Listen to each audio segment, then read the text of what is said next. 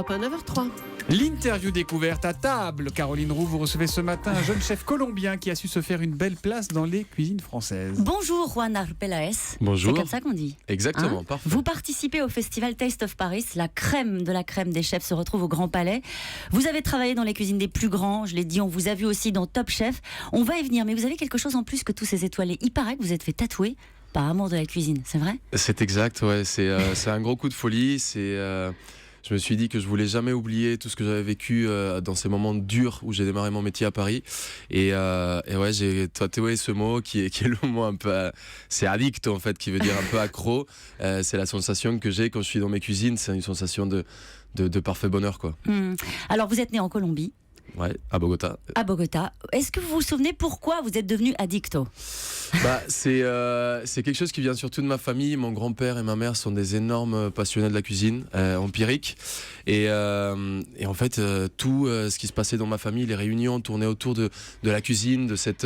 Oui, mais la cuisine française ou la cuisine colombienne ? Mon grand-père est un grand passionné de la cuisine française. On a toujours eu des petites influences, mais c'est vrai que c'était plus sur la cuisine colombienne. J'ai toujours rêvé de la France. Lui, il en a toujours rêvé. Et je pense qu'il m'a transmis un peu cette passion et ce rêve, et je voulais juste l'accomplir, quoi, aussi d'une certaine façon. Et vous allez prendre tous les risques. À 18 ans, vous dites bye bye la Colombie, bye bye mes frères, ma famille, tout ce à quoi vous tenez le plus. Et vous arrivez à Paris sans pas grand-chose. Ouais, j'ai one way ticket, donc un billet d'avion, c'est parti. J'arrive avec une valise, pas grand chose, et on commence à pousser. Tu sais, on essaye de se faire sa place, énormément de boulot. Et vous rentrez à l'école ? On rentre dans une école de cuisine où j'ai bossé pendant 2 ans. J'ai eu de la chance de passer mon examen de cuisine où je finis premier. Et là, il se passe un truc incroyable. Ça arrive que dans les livres. Ouais. Vous êtes devant vos examinateurs, vous faites une assiette magnifique. Et c'est un truc de cinglé. C'est juste qu'un des jurys qui demande qui a fait cette assiette. Il signale donc la mienne. Moi, un peu timide à l'époque, je lève la main là-bas cachée. Et il me dit, mais c'est quand même incroyable ce que tu as fait. Tu veux faire quoi après ? Et je dis, mon rêve, c'est aller chez Gagnère. Mais bien sûr, c'est pas possible d'aller chez Gagnère quand t'es un stagiaire. Et en fait, il prend son portable, il tape un numéro, il appelle, et puis il dit, ouais, Pierre, je suis là avec un gamin, tu le prends lundi en essai, et puis s'il est bon, il reste chez toi. Et je suis resté 1 an chez Gagnère, c'était assez incroyable, et puis c'était l'expérience la plus magique de ma vie, quoi. Magique mais dur, non ? C'était très dur dans le temps, mais en fait, quand on fait quelque chose avec passion, on compte pas.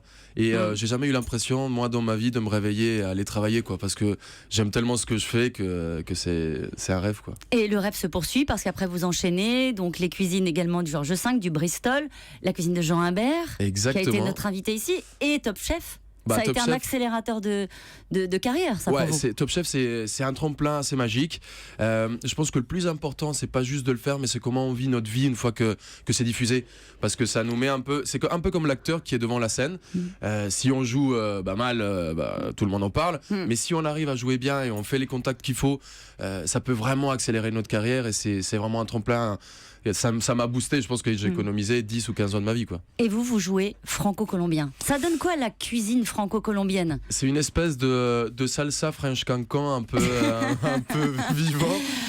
Non, mais c'est une cuisine qui est énormément colorée. Par exemple, là, sur Taste of Paris, on fait un poulpe avec une leche del tigre. Le poulpe, il est cuit dans un bouillon, un court bouillon mijoté, vinaigré à la française, qu'on va refroidir et griller au beurre. Et on va l'accompagner avec une leche del tigre, lait de coco. C'est quoi leche del tigre ? C'est le bouillon du poulpe qu'on assaisonne avec du citron vert, du lait de coco, du gingembre, du piment, citronnelle, donc énormément de vie, une explosion en bouche. C'est tout un voyage, quoi. Et il y a aussi l'œuf coquillette et jambon ibérique, etc. Ça, c'est magique. C'est la gourmandise totale française. C'est vraiment c'est assez magique, quoi. Est-ce que vous êtes assez fier de ce qui est en train de se passer ? Il y a une nouvelle vague aujourd'hui dans la cuisine française qui vient d'Amérique latine et qui vient en particulier de Colombie. On le voit énormément, ouais, aujourd'hui un peu sur les terrains dans le monde de la gastronomie. C'est un peu comme la mode, c'est cyclique. Et aujourd'hui, on voit énormément de chefs qui arrivent sur Paris. On a Gaston Acurio qui ouvre Avenue Montaigne. On a Raphaël Gomez qui est avec Taste avec nous et qui est très très cool. On le voit sur les bars, Candelaria qui est aussi fait par une pote colombienne, Karina. Donc on voit vraiment cette espèce de peuple latino qui adore bosser et qui est trop passionné. Et vous bossez dans votre restaurant à Boulogne. Exactement. C'était votre rêve, vous y êtes là, le plancha. J'y suis, ça fait 3 ans qu'on est ouvert. On est très content, c'est une cuisine qui vit, un bistrot, partage, hyper convivial. Et on vous attend tous pour vivre ouais. avec Tous vous, les quoi. auditeurs d'Europe 1 sont Allez, invités. bienvenue. Avec le mot de passe Julie, vous mangez gratos. Voilà. Je paye pas l'addition. Hein. Et Julie, une question pour vous. Ouais. Il est où votre tatouage addicto? Il est dans le dos, dans le haut du dos. Ouais. Et je rappelle que Taste of Paris, le festival des chefs, c'est au Grand Palais du 11 au 14 février. Merci Juan Arbelaez. Le Merci mot à de la vous. fin, c'est ça. Hein. À table. Eh oui, hommage à Fais pas ci, fais pas ça, dont nous parlait Varrock ce matin à 6h15 dans le kiosque. Merci Merci. beaucoup, Caroline. Merci.